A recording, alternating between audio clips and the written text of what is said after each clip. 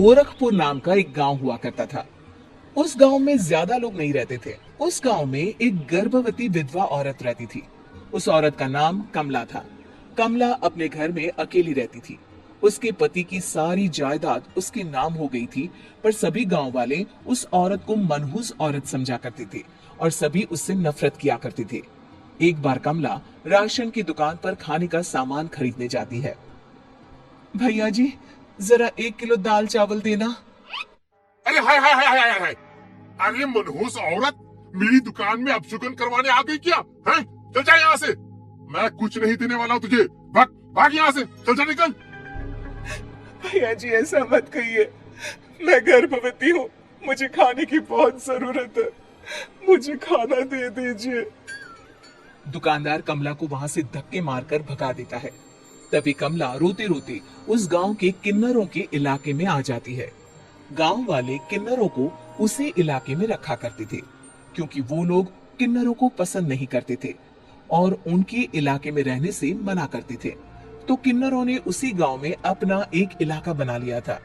जब किन्नर लोग देखते हैं कि एक गर्भवती महिला रोते रोते उनके इलाके में आ गई है, तो सारे किन्नर कमला के पास जाकर उसका हाल पूछने लगते हैं। क्या हुआ बहन? तुम्हारी गर्भवती अवस्था में इतनी बुरी हालत कैसे है? तुम रो क्यों रही हो?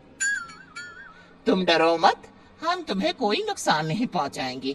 तुम शांत होकर सब बताओ कि हुआ क्या है। मैं कमला हूँ। मैं गांव के दूसरे इलाके से आई हूँ। 2 महीने पहले ही मेरे पति की मौत हुई है। मुझे गांव के लोग मनहूस मानते हैं, क्योंकि मैं विधवा हूँ और गर्भवती भी। वहाँ के लोग मुझे खाने के लिए कुछ बेचने के लिए भी तैयार नहीं, जिससे मेरा गुजारा नहीं हो रहा था। कोई बात नहीं कमला, हम तुम्हारा ख्याल रखेंगे। किन्नर लोग कमला को एक खाली घर में रहने के लिए जगह दे देते हैं और उसकी देखभाल भी करते हैं। कुछ ही महीने बाद कमला अपने बच्चे को जन्म देती है, पर अफसोस, कमला बच्चे को जन्म देते ही अपनी जान गंवा देती है। जब सब किन्नर बच्चे को देखते हैं तो बहुत खुश हो जाते हैं, क्योंकि वो बच्चा भी किन्नर ही था। कमला ने एक किन्नर बच्चे को जन्म दिया था। अब इस बच्चे की देखभाल कौन करेगा? हम तो इस बच्चे को गांव के दूसरे इलाके में भी नहीं भेज सकते। अरे तो क्या हुआ? इस बच्चे की माँ नहीं रही तो हम इसे पालेंगे। अब ये हमारे इलाके में रहेगा, हमारे साथ रहेगा। फिर वो किन्नर उस किन्नर बच्चे को गोद ले लेते हैं, उसका नामकरण कराते हैं। उस किन्नर बच्चे का नाम शक्ति रखा जाता है। देखते ही देखते शक्ति बड़ी होने लगती है। उसके रंग रूप बहुत सुंदर थे। वो बहुत सुंदर किन्नर दिखती है।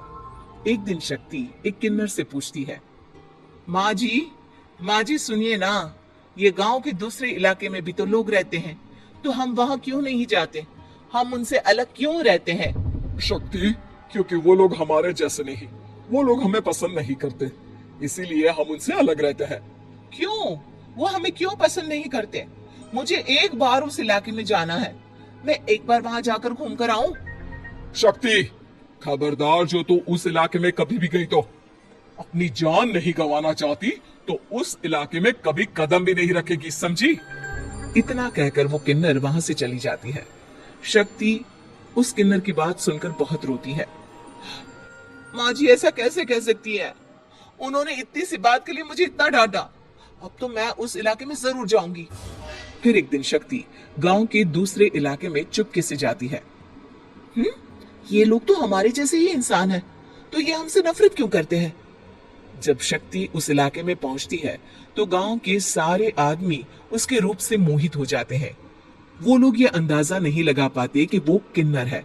शक्ति की सुंदरता देखकर सारे गांव वाले उसकी तारीफ करने लगते हैं। तभी गांव का चक्कर लगाने गांव के जमींदार का बेटा हर्ष वहां पहुंचता है। हर्ष भी दिखने में बहुत सुंदर होता है। जब हर्ष ने शक्ति को देखा तो वो भी उससे मोहित हो गया, और जब शक्ति की नजर हर्ष पर पड़ी तो वो हर्ष को देखकर मोहित हो गई। आपको पहले कभी इस गांव में देखा नहीं। इस गांव में आप नए हैं क्या? जी नहीं, वो मैं बस। तभी शक्ति बोलते बोलते रुक जाती है और मन में सोचने लगती है, अगर मैंने इनको बता दिया कि मैं दूसरे इलाके से आई हूँ तो वो समझ जाएंगे कि मैं किन्नर हूँ। इसलिए मुझे इनसे झूठ ही बोलना पड़ेगा। शक्ति हर्ष को कहती है, जी हाँ, मैं इस गांव में नई आई हूँ, यहाँ अकेली रहती हूँ। वैसे आप कौन है? आप भी इसी गांव में रहते हैं? जी हाँ, मैं इस गांव के जमींदार का बेटा हूँ। आपको किसी भी चीज की जरूरत पड़े तो आप मुझे बता देना, मुझे अच्छा लगेगा। ऐसे ही शक्ति और हर्ष एक दूसरे से रोज मिलने लगते। वो दोनों अपने प्यार का इजहार करने एक दूसरे से मिलने जाते हैं। तभी शक्ति का पीछा करते करते एक किन्नर वहां आ जाती है। शक्ति, शक्ति, मैं तुमसे बहुत प्यार करता हूँ। मैं तुमसे शादी करना चाहता हूँ। क्या तुम मुझसे शादी करोगी? हाँ हर्ष, मैं तुमसे शादी करूंगी, पर मैं तुमको अपने बारे में एक सच्चाई बताना चाहती हूँ जो मैंने तुमसे छुपा कर रखी है। तभी उनके बीच में ही वो किन्नर आ जाती है। शक्ति, तेरी हिम्मत कैसे हुई ऐसा करने की? वो किन्नर शक्ति को खींचकर गांव के जमींदार के पास ले जाती है। हर्ष भी वहां शक्ति को बचाने के लिए पहुंच जाता है। जमींदार शक्ति और हर्ष के प्यार के बारे में सुनकर गुस्से में आ जाता है और शक्ति को गांव के बाहर निकालने की सजा देता है। शक्ति ये बात सहन नहीं कर पाती और कुएं में कूदकर अपनी जान दे देती है। जमींदार हर्ष की शादी गांव की एक लड़की से करवा देता है, पर हर्ष इस शादी से खुश नहीं होता। शक्ति अपना बदला लेने के लिए मरने के बाद किन्नर चुड़ैल बन जाती है। अब मैं इन गांव वालों को नहीं छोड़ूंगी, अब इनसे मैं अपने प्यार का बदला लूंगी। किन्नर चुड़ैल गांव वालों को परेशान करना शुरू कर देती है।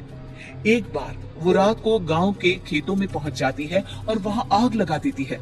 सारी फसल जल के राख हो जाती है। जब एक आदमी रात को उठकर देखता है कि खेत में आग लग गई है, तो वो वहां पहुंच जाता है।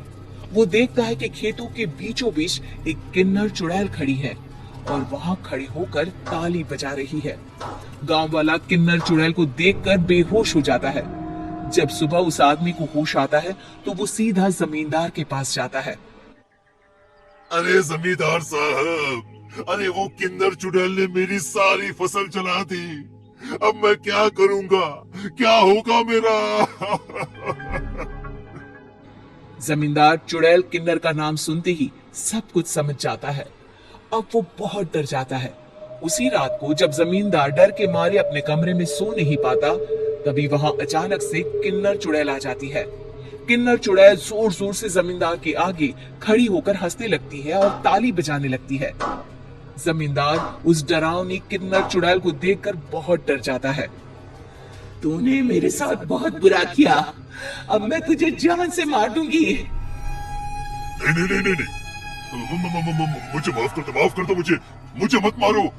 मैं कभी ऐसा दोबारा नहीं करूंगा। अब तुम जो बोलोगी वही मैं करूंगा। ठीक है, मैं चाहती हूँ कि किन्नर इलाका गांव के इलाके से जुड़े और गांव का कोई भी आदमी किन्नर समाज से द्वेष न करे, उससे नफरत न करे, नहीं तो मैं सारे गांव को मार दूंगी।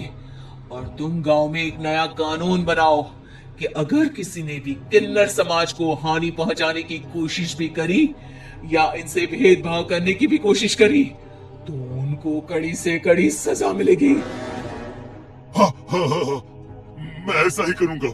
तुम जो बोलोगी वो मैं करूंगा, पर मुझे जाने दो प्लीज।